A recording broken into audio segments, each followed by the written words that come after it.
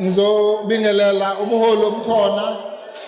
I'm not going to isolate the people who have been told ukuthi leadership here, Youth League is here, leadership of the region is here, our representatives in the National Parliament are here, and in the KwaZulu-Natal legislature, especially Zad.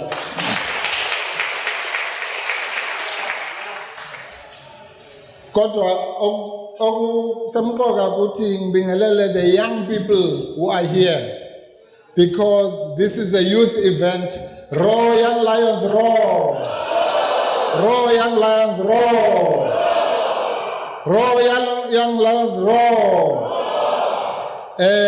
Umzabalazo wethu kahle kahle umzabalazo of young people, because all the generations that fight in the struggle fight for future generations. They don't fight for themselves. That's number one. Number two, in every war, and we are in a war here in South Africa, in every war, whether it's in Ukraine or wherever, when we say the country is at war, who do we send there? Young people. Because those are the people who are the custodians of the country, and those are the people who fight for their future. Now, I've been asked lana ukuthi ngizokwenza lecture. So, makwenza lecture ke kuba quiet angithi. Asike sizame nje sizenze izifundisa noma singayazi ukuthi lecture yini. Kodwa ke this is not just a lecture, asikho university lana ngithi. This is a political lecture. That is very, very important to understand that what is a political lecture. Because today we are marking the birthday of one of the leading revolutionaries in South Africa and in Africa. But because we are revolutionaries, everything is political. Even a birthday is political, even a wedding is political, even a funeral is political, because we are political animals. So it's important to therefore recognize that this is a political lecture. Because Sikale so late, I'm going to jump some of the places kule lecture yam. But on Monday, convener, I will send you the copy of this lecture so that those who want to read it in their own time can do so. And let me start there. There's a difference between giving a political speech and a political lecture. Because in a political speech, you are allowed, sometimes to mix the facts a little bit and exaggerate them. But when it is a lecture, it is a document that will be read by future generations and criticized intellectually at a later stage. So you have to stick to the facts and stick to the truth. And one of the foremost revolutionaries in Africa, Amilcar Cabral, said, "We must tell no lies and claim no easy victories." So in a political lecture, we are going to be giving you some of the facts and dispelling some of the lies and the myths, particularly about President Zuma, whose birthday brings us here. I have been asked in this lecture to touch on 4 topics, but I will explain that I'm going to dwell more on the last 2. Firstly, I was asked to deal with President Zuma's period in exile, and then President Zuma's period in office, and then his contribution to youth issues, such as free education and youth small development, and the formation of Umkhonto weSizwe Party. That last part is a part that I hope you're going to learn some new facts because that is something I know very, very well in very intimate details. There are few people who were lucky enough to be part of that journey of the formation of Umkhonto weSizwe. It was me and a few other people for obvious reasons, because it was an underground operation. So I'm going to share some of those issues. Why was Umkhonto weSizwe formed? What is the purpose of this movement? And what are the hopes of our president in respect of that? So I'll be very short on the issue of his life in exile, because I was not in exile. But we know that one of the key important factors we should know about former President Zuma is that he spent 10 years on Robben Island, and then he spent 14 years in exile. Now think about that. Some of the people here are not even 24 years old. But here's somebody who spent 24 years either in prison or in exile. So that, the myth we are told now today is about the so-called 9 wasted years of President Zuma in office. And I will dispel, one of the myths I'm going to dispel is that. What all of us should really worry about are those 24 wasted years of former President Zuma. Imagine if those 24 years could be added to his life so that he can lead us going forward.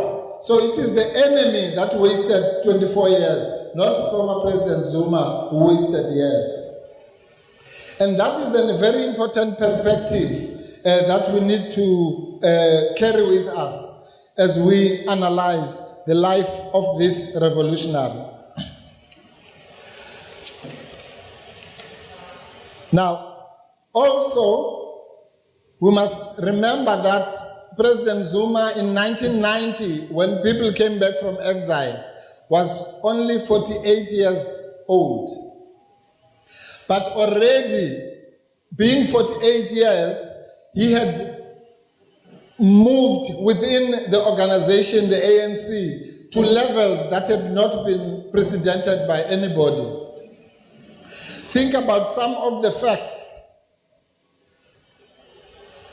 He was a member of the National Executive Committee in exile.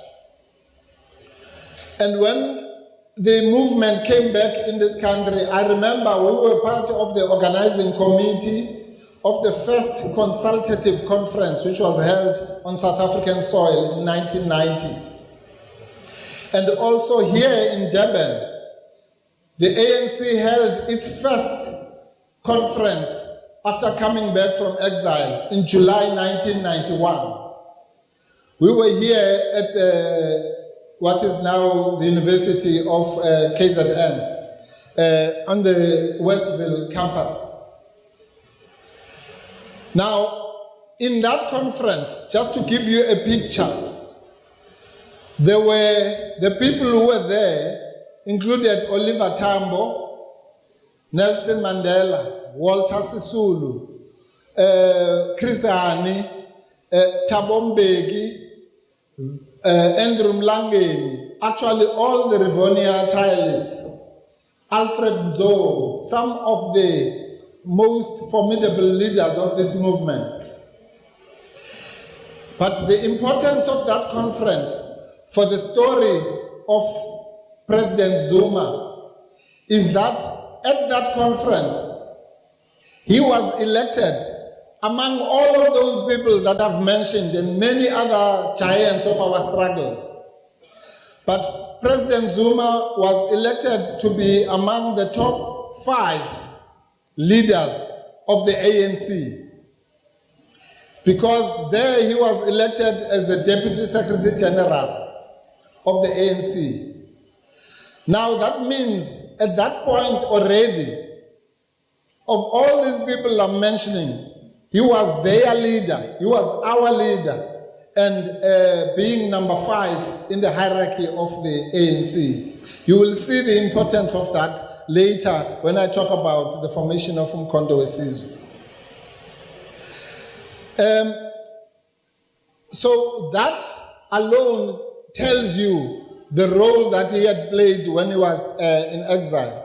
He led the organization in Swaziland, led the organization in Mozambique during the most difficult times of the Nkobati Accord. And later he had to be moved to headquarters in Lusaka. The second topic that I was asked to talk about is about his time in office. And I want to deal with this in a little bit more detail. Now, the first 5 years of that term, of his 2 terms, was of course, it ended in 2014, from 2009. We all know the story of Polokwane. And after Polokwane, there was a period in 2008 where there had to be an interim president, Motlanthe. But after the election in 2009, Msholozi got into office. Now, the first 5 years of that term saw many serious changes in our country. And what then happened is that President Zuma was uprooted from office. But before that happened, because that's also relevant to the formation of Umkhonto weSizwe, and I hope the young people who are here in particular are taking mental notes, and I hope that some of these things will be recorded so that we can refer to them when we talk about our organization. You know, I want to say that it should have been clear to everyone at that time that what we are dealing with here is a person who is very, very special, very, very gifted, and a leader who has no equal in this country. Just think about it. In a country like this, with a sophisticated economy, with all these people who think that they know it all, here is somebody who has never seen the door of a school, being able to take over the leadership of such a country and making strides not only in South Africa, but on the continent as a whole. Here is somebody who took over at a time when the economy was facing a global crisis, but managed to get that economy to be resilient. One of the myths that are told about President Zuma is that, which is true, when he took over, our economy was growing at levels of about 4 or 5%. And during his term, that economy was growing at levels of about 3.5% to 4%. Now, the people who don't know economics will tell you that it means that our economy had gone down. But what they forget to tell you is that in 2008, there was a major global crisis across the whole world, which collapsed all economies. But under President Zuma, the South African economy managed to resist and grow at levels almost close to pre that crisis. And I think we should give him a round of applause. Now, that is just one of the issues that you can highlight during that term. But specifically because I'm addressing young people, I want to pick on some of the issues that he dealt with in the Youth Growth Summit, where he highlighted the role of the youth entrepreneurship. And I'm sure all of us here will know somebody, even if we don't know them closely, who got into business, who got into opportunities, who got into university, who got into skills development during the term of former President Zuma. All those people today will tell you that since his departure, the position of black people, and particularly young people in business, has become precarious. And it is worse because you would have expected the opposite to be true, because one of the people who benefited from the empowerment programs of former President Zuma is none other than the current president. He himself is a beneficiary of that empowerment, but he is unable to benefit or beneficiate young people. Now, one of the most important achievements of President Zuma must be around the issue of education. I can tell you, I was a youth and activist myself. I was a member of COSAS, and I was a campaigner for educational struggles almost 50 years ago. I'm sure most of the people here were not even born. And if you had said to us in those days that we would be able to address the president of the country, not only address the president of the country, but have the president intervening on our behalf, we would have laughed at such a statement. But we know what happened in 2015 and 2016 during the Fees Must Fall campaign, that it was President Zuma himself who intervened and made sure that the seeds of free education are planted. And I think that is one of the reasons that his enemies were worried. We heard recently from the person who was the Minister of Education that time, Blade Nzimande. When these things were happening, he took some of the credit, but he revealed recently in an interview that actually the President Zuma called him to his office. He didn't even know why he was being called, and he was told, you have to meet the demands of the students. And that is what happened. If I can tell you some of those achievements, we can be here all night. Again, a big highlight was the successful hosting by this country of the 2010 World Cup, a moment that is unforgivable and unforgettable, where the first ball was kicked by the president of FIFA, Sepp Blatter, and Malala Msholozi himself.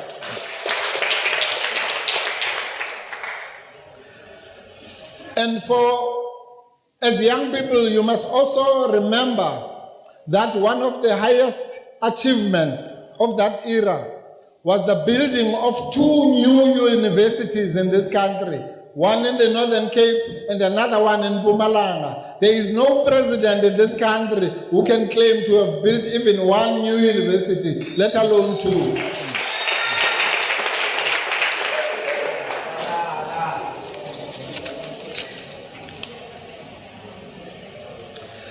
And I want to say that, on a very serious note, that Msholozi, his own lack of formal education, although I will show you later that he's more educated than all of us in reality, but his lack of formal education is actually what drove him to make sure that the black child and the African child in this country must get a chance at education. Because there's no bigger liberator.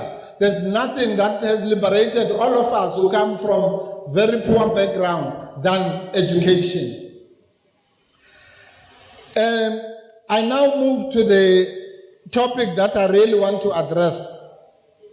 The role played by former President Zuma in the formation of Umkhonto weSizwe. And I've said that this is a topic that's very close to my heart, because I was lucky to be a witness to some of those events. And I will take you into some of the steps that were taken. But let me say this. The birth of Umkhonto Wesizwe happened in front of all of us. But at that moment, maybe some of us did not understand what was going on. I don't know how many people remember when Msholozi walked on the 16th of December 2022, when he walked inside the ANC conference in Nazareth, and he was warmly welcomed by the delegates. Do you remember that? That moment, when you tell the story of Umkhonto Wesizwe, you must tell people to go back to that moment. It is probably one of the most significant moments. I know this because on the 15th, I was with him at his house in Forest Town when he was going to register. That day, we were planning to lodge the court case against Cyril Ramaphosa, the private prosecution. You remember that, Anit?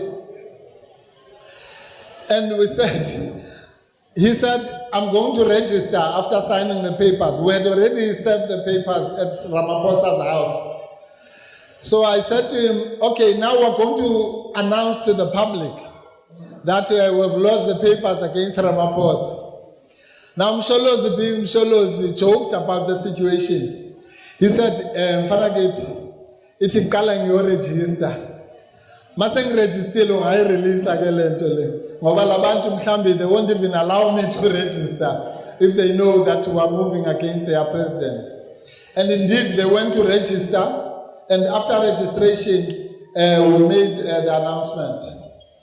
But the most important day was the 16th of December, 2022. Now picture this. Here is a man whom, as I'm telling you now, probably has got the biggest accolades in the African National Congress. But he made a decision that he's going to go to that conference as a delegate from his branch, Ward 4 in Kandla.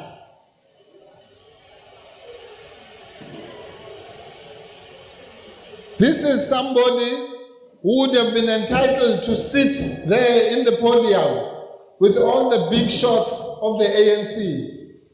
A former president of the ANC,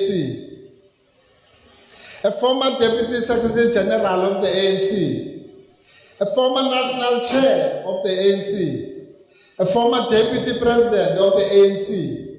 If it was some of us who would have walked like this to be carried up to the stage, but Namalala being Namalala decided, no, I'm going to go there as an ordinary member of the ANC and sit there with the people as a delegate. That was a very important historical moment. It has never happened in the history of the ANC that a former president decides to walk into a conference of the ANC as an ordinary member. But he knew what he was doing. He said, I want to go there and I want to address that conference. I want to talk to them about the problems in the ANC, but I don't want to do it from the stage. I want to do it as one of the people. And what happened? He raised his hand from where he was sitting. He raised his hand for all those days of that conference. It was a 5-day conference. They never recognized him. So you will see, the national chair of the ANC at that time was Gwede Mantashe. He never recognized the hand of Msholozi. You would have seen some of the delegates were pointing, azange bam recognize. Now, in a way, I always say, mhlambe we must thank Gwede Mantashe, because if he had recognized him, Msholozi, ngaba wukho umkhonto namhlanje.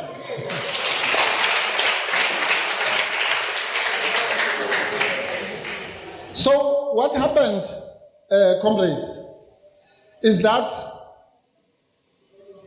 he raised his complaint. He spoke in one of the commissions, and even when he spoke in the commission, that report was stifled. So it is very clear that there was a decision by Ramaphosa and his people that he must not be recognized. Remember, this is about 2 or 3 weeks after the Phala scandal had been debated in Parliament.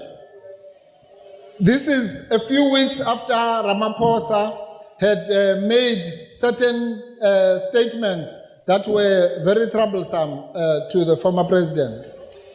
And it was about a year or so after Ramaphosa had said that the ANC was #1 in corruption in South Africa.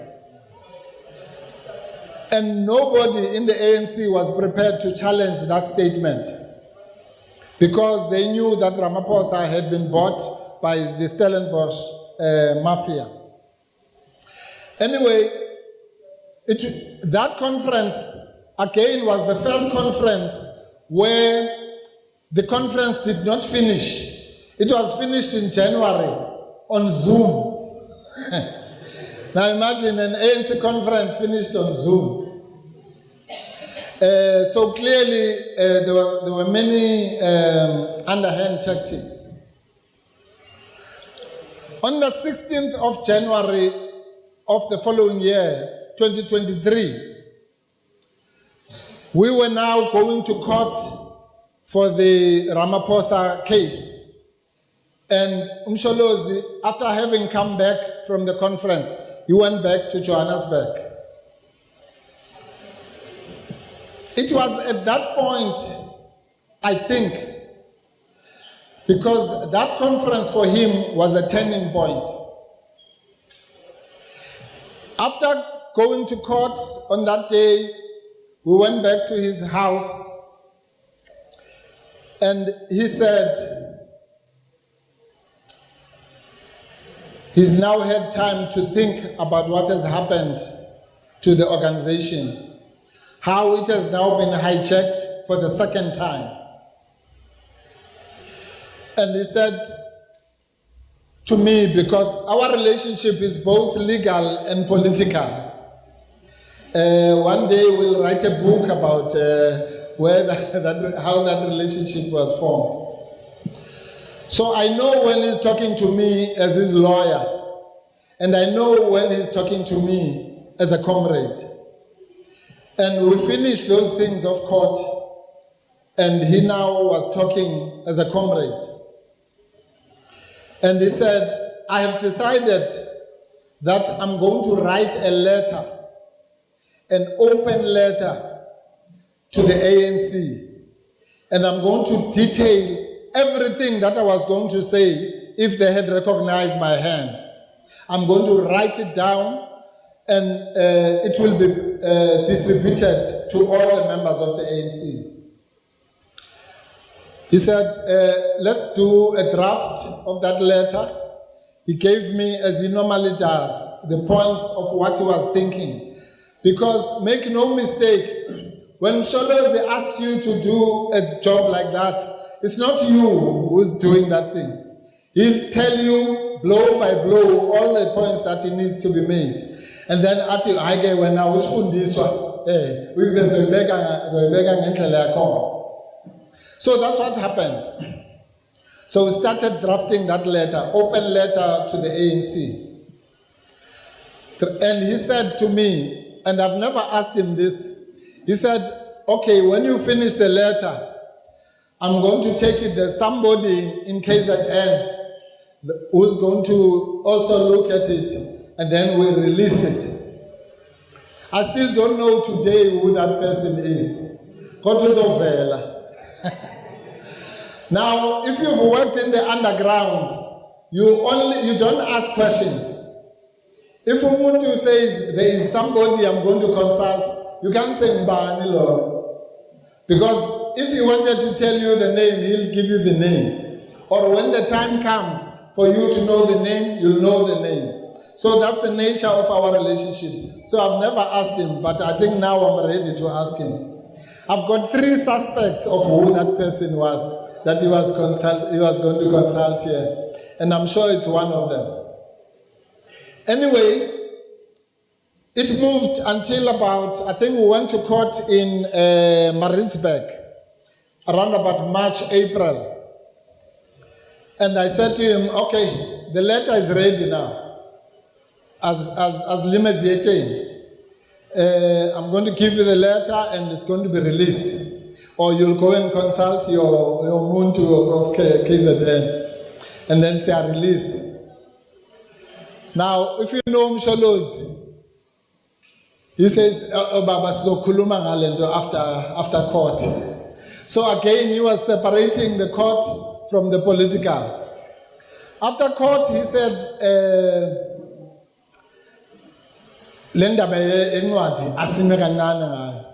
how? After I've taken my best English to write this letter, and I look at it, this man, who is a very wise strategist, said, no, let's wait. There's a new plan. Hey. What is the new plan now? So, to cut a long story short, the new plan was that there is nothing more that can be saved from this ANC. It was clear from the months that have moved from the December conference to about April that the ANC is gone. So that's when the plan came. So this was the plan. That by June, we're going to register a political party. Now, comrades, because you know that this thing has already happened, you don't know the impact. So me, I was shocked. I said, hey, I'm too young for this one. To keep a secret like this is too much. Zuma is leaving the ANC. So I said that to him. You want me to keep this secret that you are leaving the ANC? Wahleka. Wathi cha baba. I'm not leaving the ANC. Heaven. Uthini lo baba manje? One side uthi form an organization, ngapha uthi is not leaving the ANC. I will tell you a little bit about that later. It's one of the most misunderstood political statements. When Sholozi says, I will die as a member of the ANC, at the same time, I'm going to vote for Umkhonto weSizwe. That is pure genius. I will explain to you now. Okay. Sizoyibona lento leyo ukuthi umuntu kahle kahle uthini. Right. So in June, the party was formed quietly. I think at that stage, maybe only 4 or 5 people knew about the formation of the party. So we did all the legalities. The party was formed and registered. Then, the actual registration happened in September. All that time, nobody knows what is happening. The only person that we had to share this with was Ace Mahashul.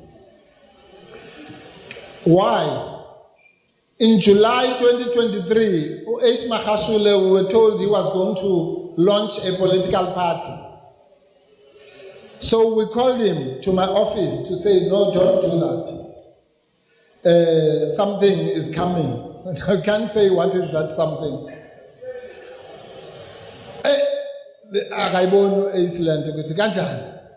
No, my launch party. No, we were with a comrade called McDonald Nseki. So, akayizwa lo muntu lento. Said, okay, fine, we are going to take you. We drove him all the way from Johannesburg in my car. We drove him to Maritzburg to go and meet with Ubaba so that he can hear for himself. Wafika in Maritzburg, got a briefing. Kwathiwa ungayilonshi iphathi ngoba this is the plan. What was I postpone? I think he was going to launch on the 31st of July. Our postponing ngempela. Sometime in August, I was driving to work. Ngizwa ku radio kuthiwa nangu comrade Makashule is launching a party in Soweto. So I'm sure he will tell a story why he decided to do that. But he was the one person who was told the story for the first time before anyone else.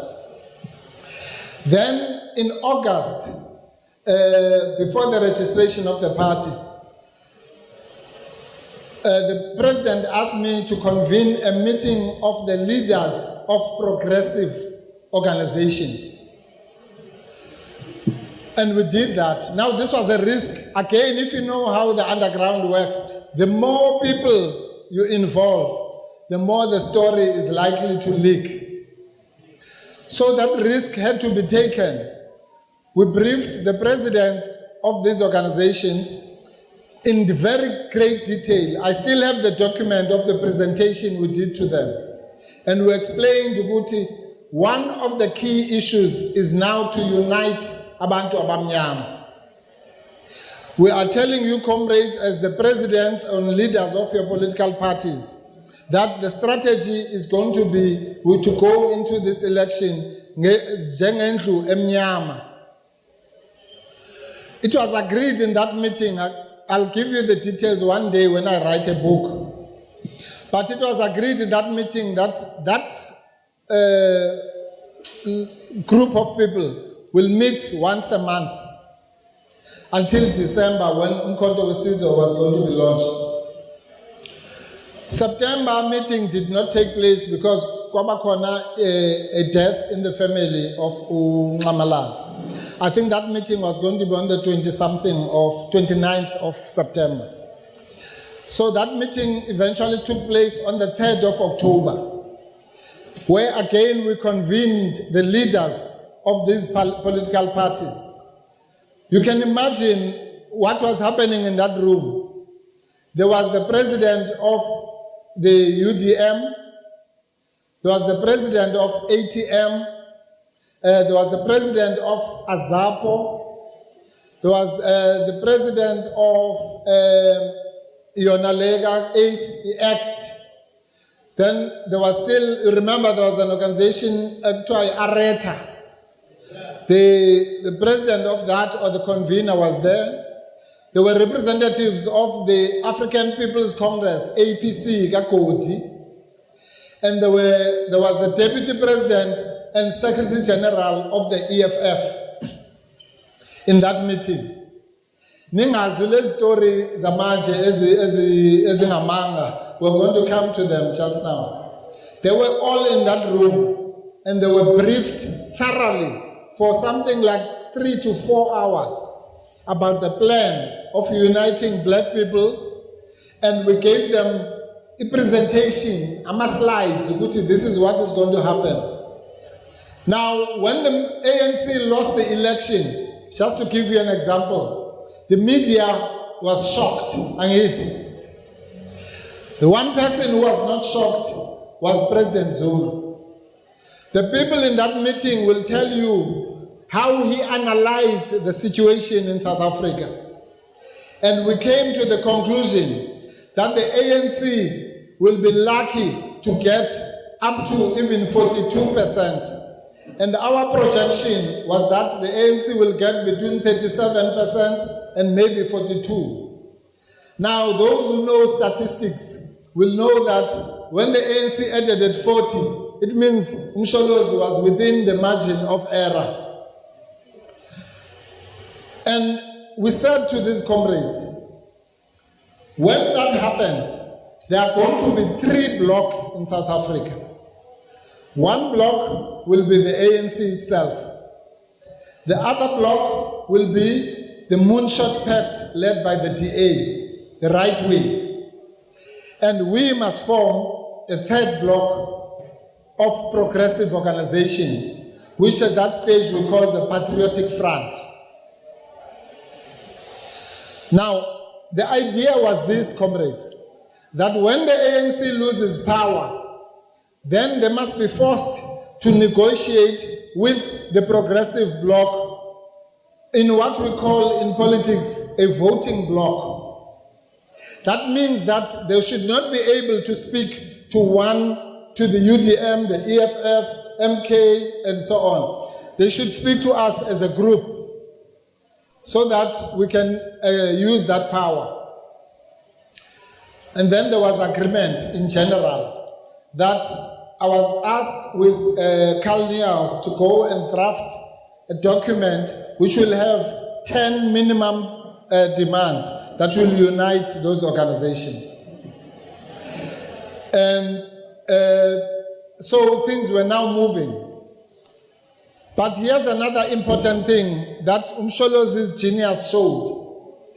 He said before the launch of Umkhonto weSizwe, I want to see some of the key leaders, because I know people will feel threatened. They will think maybe we want to stop their organizations. And he said, I want one-on-one meetings with some of those leaders. And I went to find those people.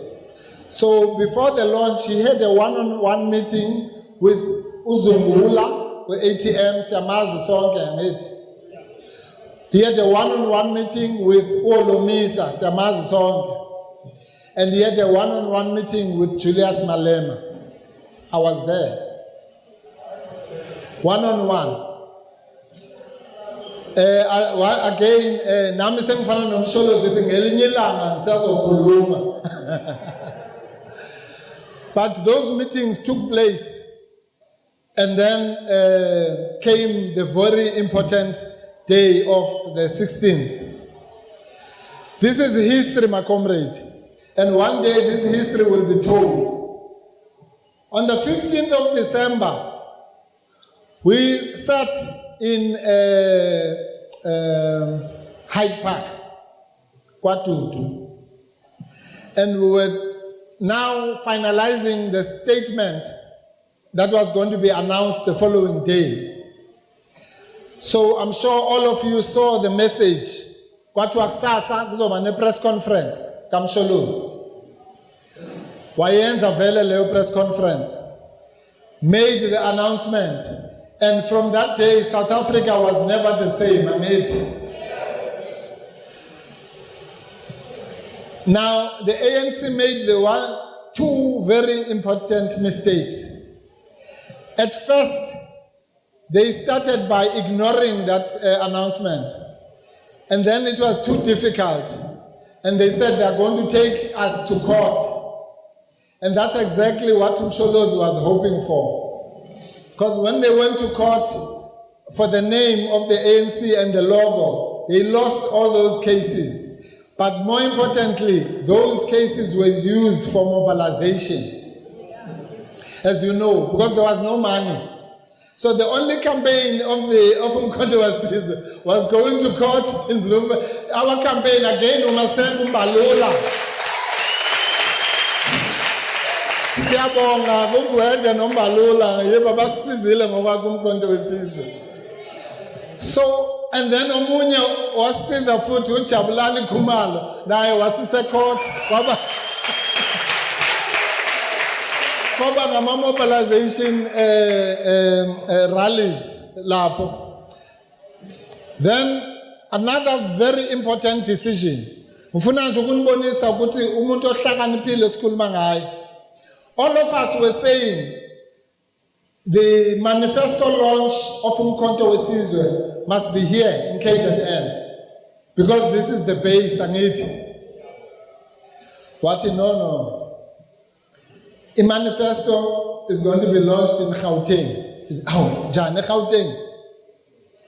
and he went to launch that manifesto. You remember Orlando? That was a tactic, and as a result, after KZN, the next highest number of votes that we got in 2024 was in Gauteng. So we're dealing here with a thinker. Anyway, Africa Gama elections, Kwenzekayo. Baba surprised. And then this is where the mistake really happened. Because those organizations that had been consulted at that stage allowed the ANC to deal with them one by one.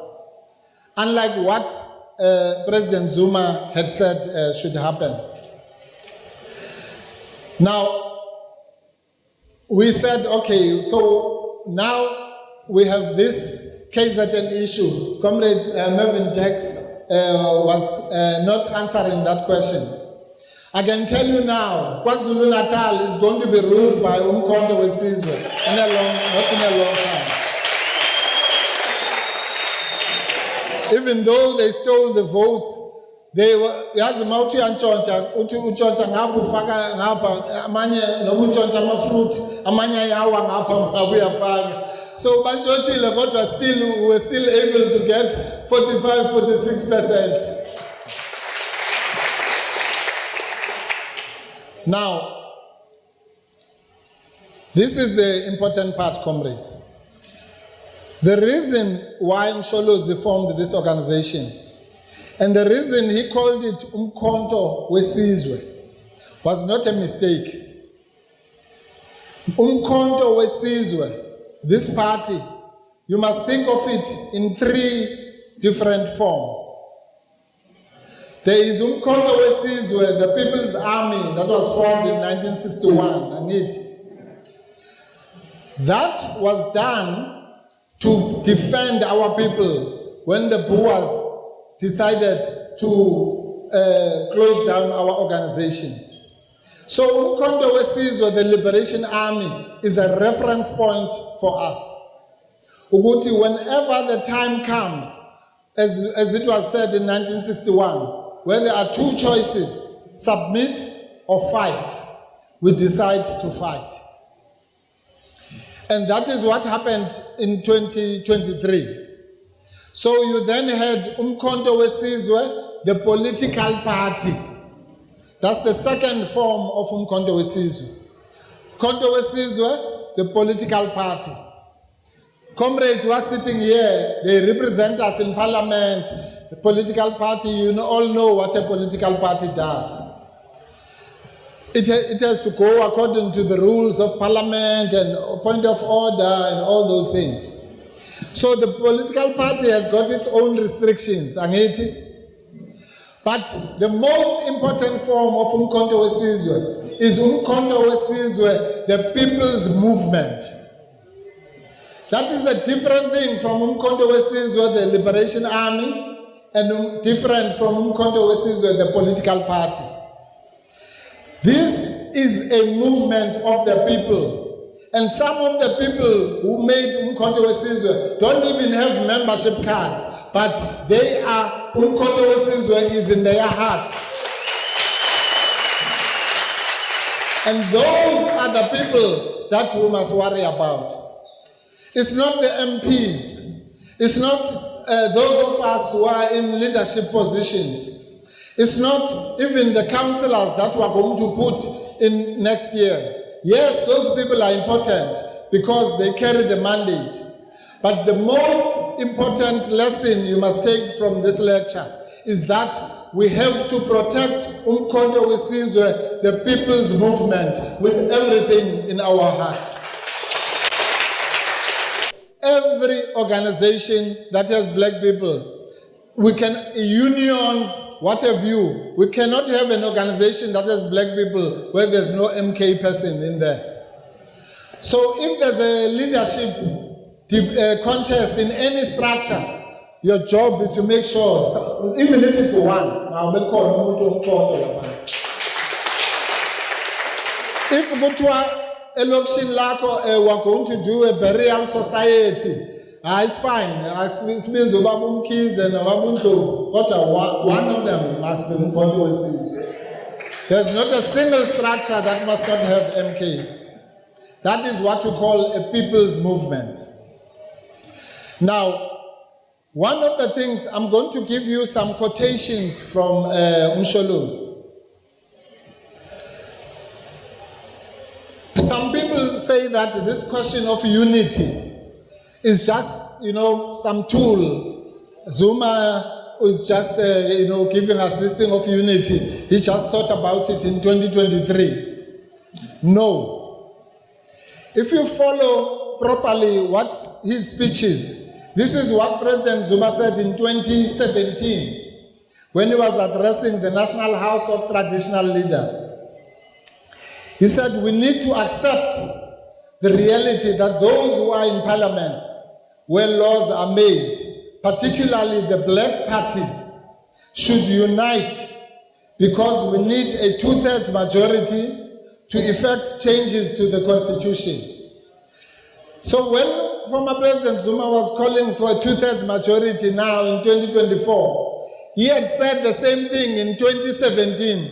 It's just that, as they say, they were not listening.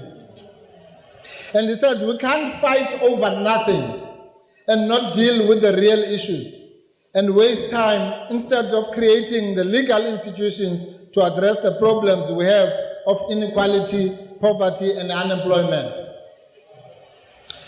Now, 6 years later, this is what you find in the Constitution of Umkhonto weSizwe. It says, in their journey of colonial conquest, the white colonial settlers never encountered black people as a united opposition against colonialism. Whilst the liberation movement attempted to unite the forces of resistance from 1912, the period we're in has stratified and continues to divide black political resistance to neo-colonialism. Umkhonto weSizwe Party is therefore a political movement that seeks to unite all the anti-colonial, anti-apartheid, and anti-imperialist progressive forces to continue and complete the unfinished fight for total liberation. So, what I'm saying is that the statement he made in 2017 has now been captured in the Umkhonto weSizwe Constitution. So if you want to summarize what MK is all about, there are two legs of Umkhonto weSizwe. It is unity in action and total liberation.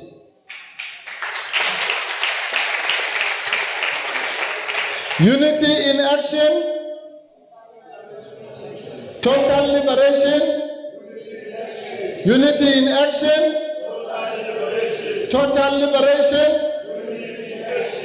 Those two legs are the most important pillars of Umkhonto weSizwe. Because without unity in action, and we are not talking about unity that you write in pieces of paper, we talk about unity in action. And the total liberation of our people means beyond the political liberation, beyond economic liberation, beyond social liberation, beyond cultural, beyond spatial, beyond ideological, total as in total. The word total means exactly that. In every form possible, we need our liberation in total, and we need it now.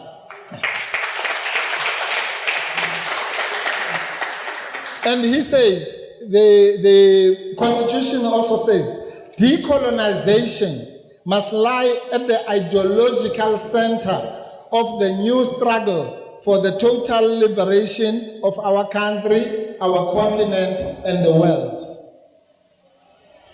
Now, some of the people here who are university students will unpack decolonization for us. This is what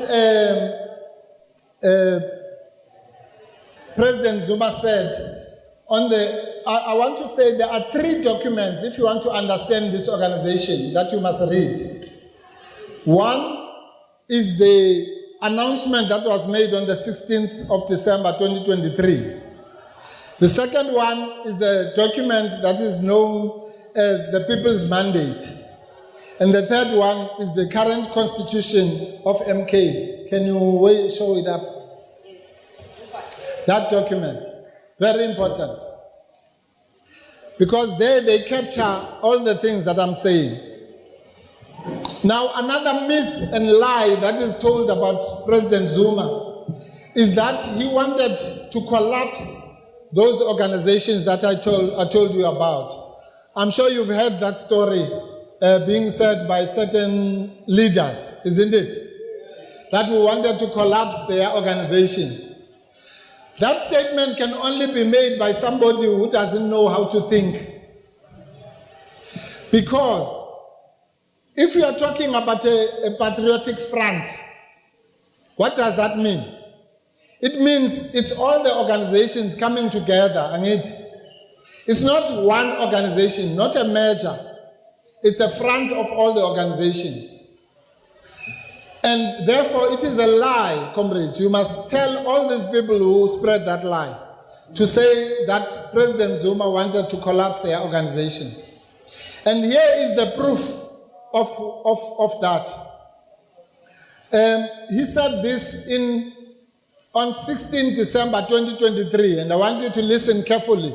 And you can tell me if these are the words of someone who wanted to collapse any organization. This is what he said. I call on all South Africans to join me in taking the important step and vote for the MK party and any other progressive party. Says what?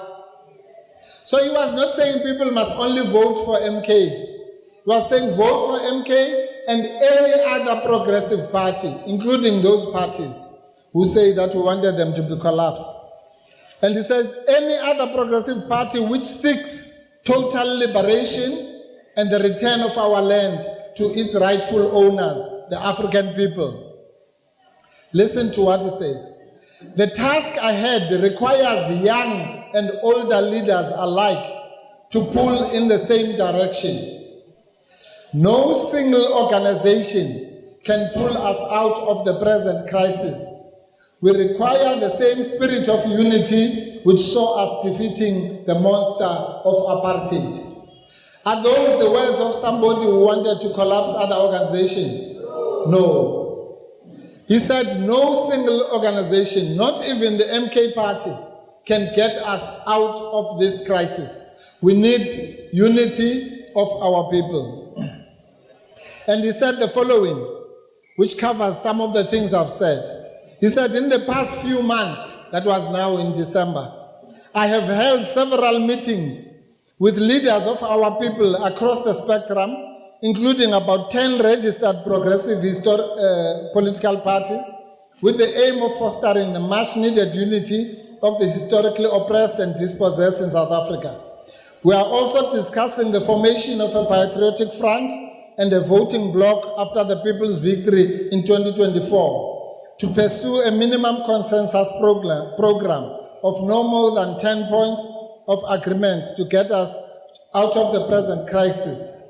The single aim is to steer the ship of total liberation from colonization back on course by uniting Africans across the country, the African continent, and the diaspora.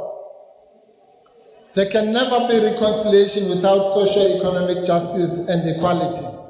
Again, I ask you, comrades, are those the words of someone who wanted to destroy other organizations? So these lies have been told many, many times. And we must, as foot soldiers of Umkhonto weSizwe, dispel all these lies wherever we meet them. And we must preach the idea of unity. You know what Msholos is asking of us, I think it was the president of the Youth League who said this. He wants us to be leaders and activists like him.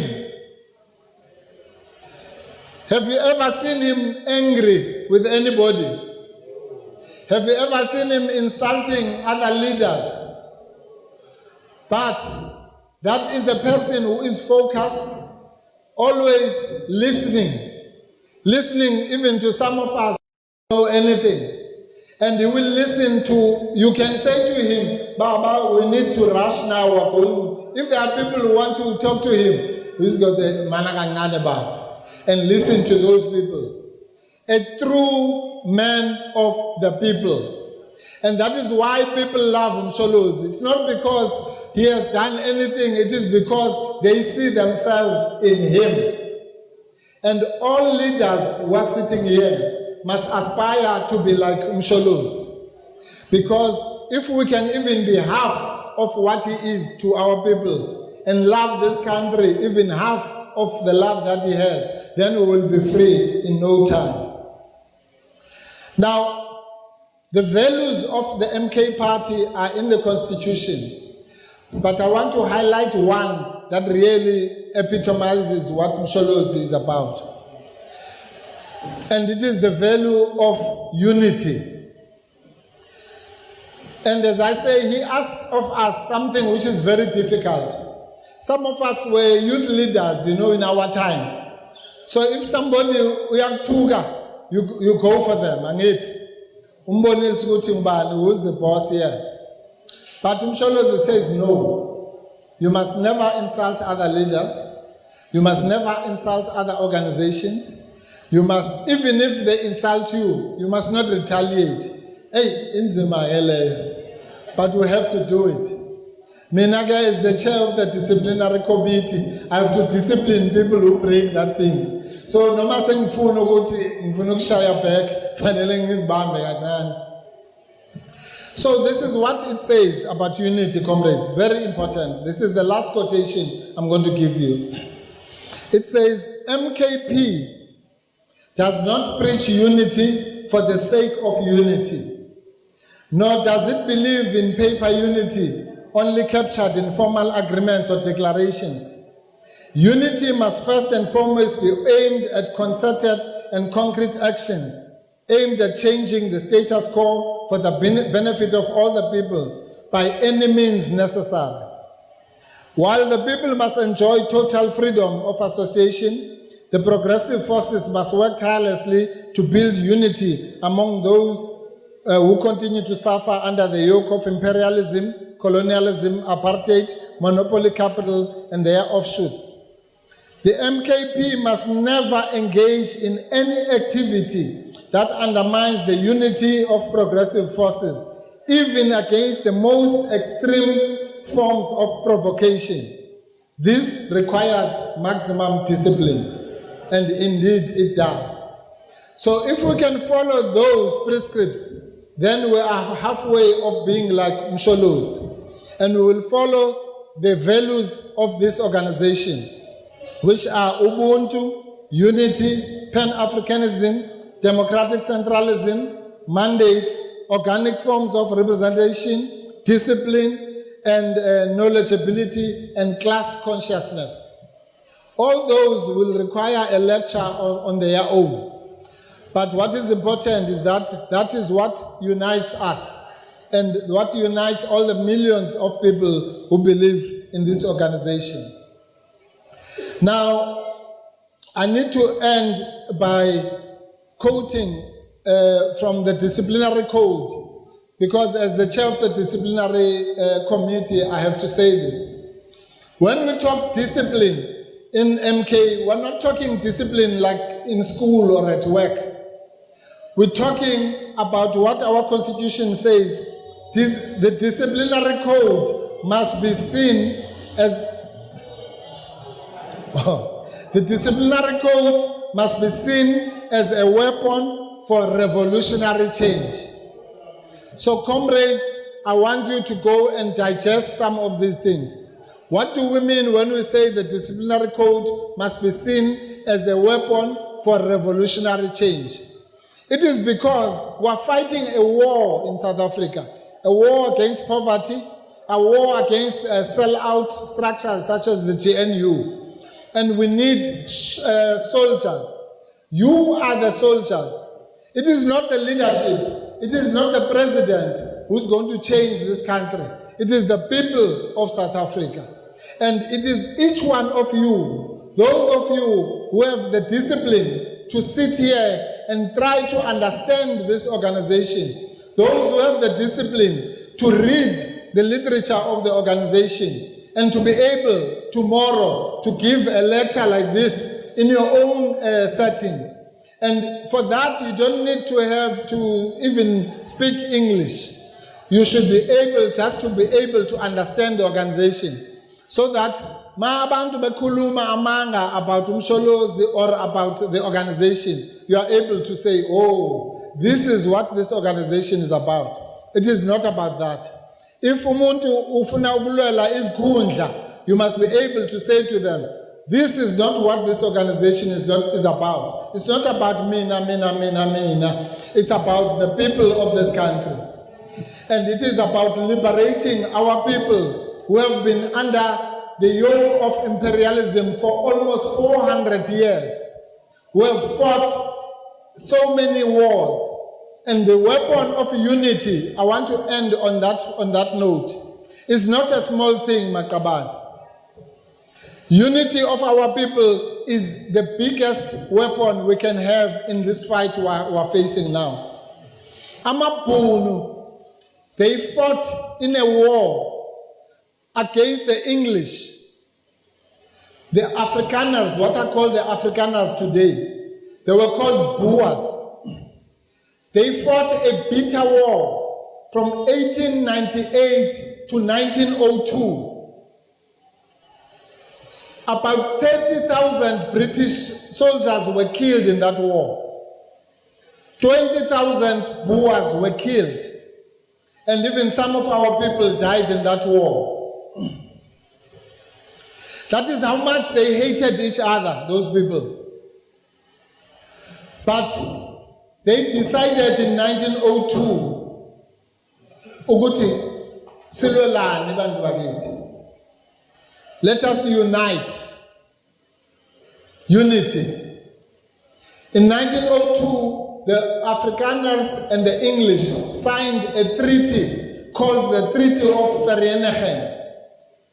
And they decided ukuthi izikhali bazibeka phansi. And for the next 6 years, they were crafting a unity position. In 1909, they formed something called the Union of South Africa, with the two Boer republics of Orange Free State and Transvaal, and Natal and Cape Province, bazihlanganisa to form one thing against all of us. Despite all those deaths, they decided, if we unify and we unite, we will go far. And from that date until today, because of what? They managed to unite. The ANC was formed in 1912 as a reaction to the Union of South Africa. Because our people said, if these people are uniting against us and they are taking our land, let's unite. That is when they came up with that song, Eti Mzulu, Mxhosa, Msuthu, Hlanganani. Because we said, if they can unite, let's also unite. And so the ANC was formed for the return of our land. But Ramaphosa's ANC has deviated from that original mission. So that is what President Zuma is saying.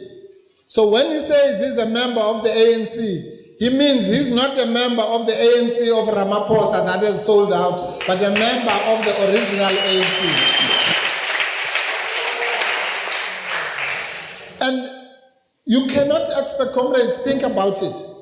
If you joined an organization at the age of 17, you know he had to lie about his age, because he's joining age maybe 18. So what joined at the age of 17, went on to become a soldier of Umkhonto weSizwe. As I've already said, spent 10 years on Robben Island for ANC activities, went into exile, became a leader of the ANC with no comparison. And to see that organization being bought by Rupert and them in 2017 and being turned into a monster by Ramaphosa, you can imagine. That is why at the age of 83, some of us at the age of 83 will be sitting in an old age home. But Msholozi has decided to sacrifice himself for us to be free. And as we enjoy. So, Aksinto Nane, my comrade, when we say happy birthday, 83rd birthday to Msholozi, we must do that without that understanding. Uguti, a person of this age who has done it all, he has been a president of this country. This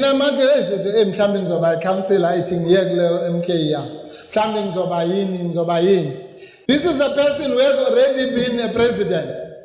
So when he wakes up in the morning, it's not for his kundla. It is to free you and me and millions of our people. Now that's what it means to be a revolutionary. A revolutionary is not somebody who's thinking about themselves. Yes, you can have a position. Yes, you must have leaders. But if the first thing you think of in the morning is Uguti, hey, so that then you are in the wrong organization. It means you must not be in Umkhonto weSizwe. And I must leave you with this message, which Ubaba wants everyone to understand. This organization is not the ANC.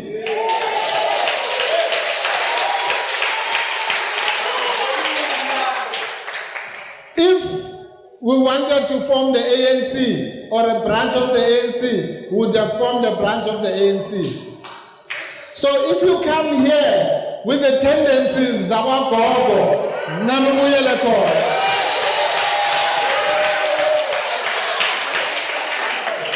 if there is one thing that will not be allowed, comrades, is anybody who wants to turn this organization into the ANC of factions, backstabbing, money-making, corruption.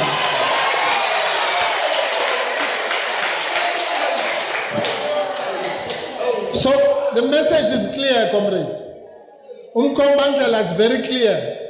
If when you came here for Iskunda or for Umuti, Utole counselor or whatever, then I have some advice for you. Uveleje batobotsotsi ungajampisi uvele uhambe kancane.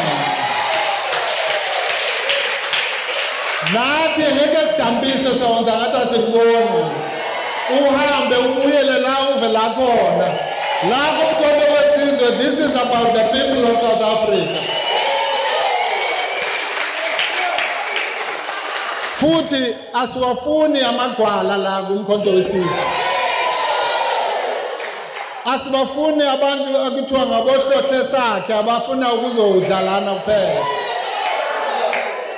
Kufuneka amasoldier azowuthatha umkhonto avikele isizwe sase South Africa, avikele isizwe sase Africa esicindezelwe for more than 350 years ngamabhulu. That is what this organization is about. Asizanga ukudlala la. If we don't respect an 83-year-old man who has sacrificed everything for our freedom, Tina, sibesidlala ukuthi hayi lo kuzongena bani kuzongena mina I'm the high commander or small commander. Ayikho leyo nto. We have to make sure that we take power in this country as soon as possible. And the road to power, comrades, is through this province. The road to power, it means we must take a take-win next year and we must take KZN as soon as possible. I was addressing a meeting yesterday and I was saying that, you know, Abelung, when mabefuna ukuzwa kamnandi, they go to Western Cape, ngoba laba bacabanga ukuthi bayithathile Western Cape, but I won't tell you a secret. Msholozi has got a secret weapon for Western Cape, but ningabatsheli ya. Akungeke kube khona indawo la eSouth Africa kuthiwa indawo yabelungu. It will never happen. But before we take out that plan, we want to turn this province must be the liberated zone of black people. So I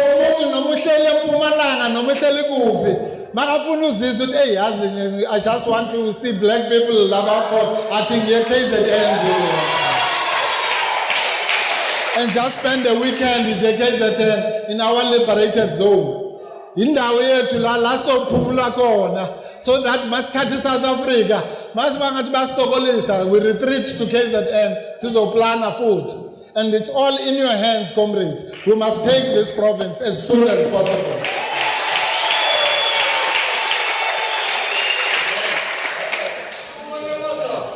And they know that. That's why Lagum Kondo, my favorite song, Ile Eti, Niyawabona Lamasela Ayatata Zehio. Ayatata Zela. Ayatata Zela Hasena. Niyawabona Lamasela Ayatata Zela. Ayatata Zela.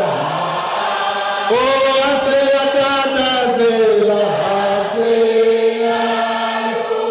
Manda. Away, two. Manda. Long live Namalala, long live. Long live Namalala, long live.